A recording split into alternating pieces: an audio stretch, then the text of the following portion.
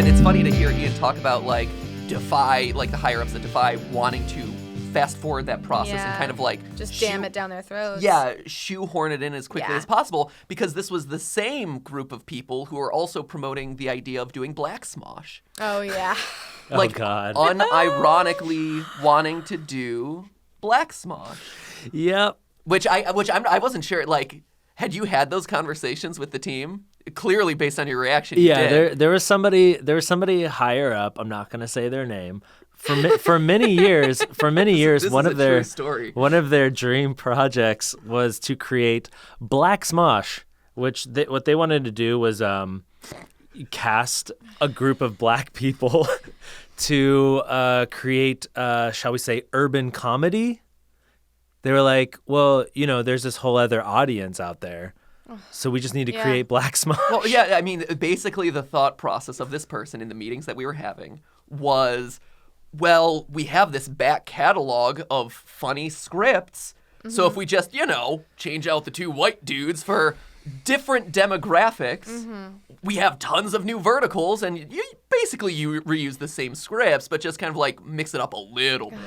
And his first spinoff was always going to be Black Smosh, followed by, female Smosh, gay Smosh. Like, it was bad. Yeah, that's rough. Like that is so rough. truly spilling the tea. Every time they brought it up, and that's really funny.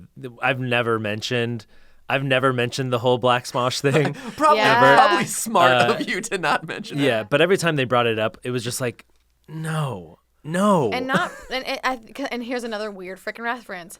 Hairspray, how there's like Negro Day on the dancing show. That doesn't, and I'm sorry, that's rough. But like it's just that I get that vibe when I hear about what they were trying to do. Well, and the thing was, the first time, because again, I'm this young guy. Yeah. And so I'm in these rooms with all these traditional media guys who had been working in TV for years and had, decent levels of success there. Suddenly now, like, let's figure out ways to capitalize off of these brands that we have and this and that. And he tosses out this idea.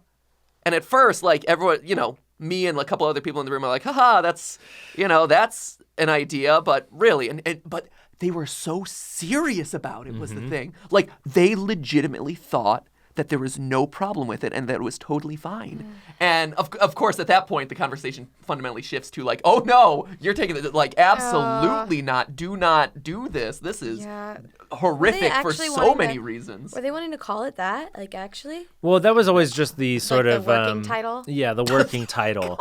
And by the way, there's nothing wrong with two black dudes doing comedy. Obviously, Key and Peele was probably one of the greatest sketch shows ever made, but it wasn't for the sake of representation. It was for the sake of like, let's just get this other thing going to appeal to this other group, because we don't believe that two white guys are going to be enjoyed by black people. Yeah.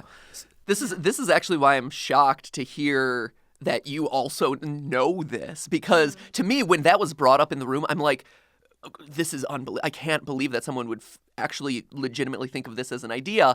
And so now to hear that it was also brought up to you, and you also had to shoot it down. Yeah, multiple times. Like, it's unbelievable to me. Yeah. It kind of became a running joke about this person because it's just ludicrous. Right? It doesn't make any sense. It's amazing. Wild. Yeah. Thank you guys so much for watching this week's highlight clip. The full audio episode is available now wherever podcasts are found, or, you can just click the link below. The full video episode comes out every Friday, so be sure to subscribe to the SmoshCast channel so you can get it. To watch a most recent episode, click the box on the right. Love you. And to watch all of the SmoshCast.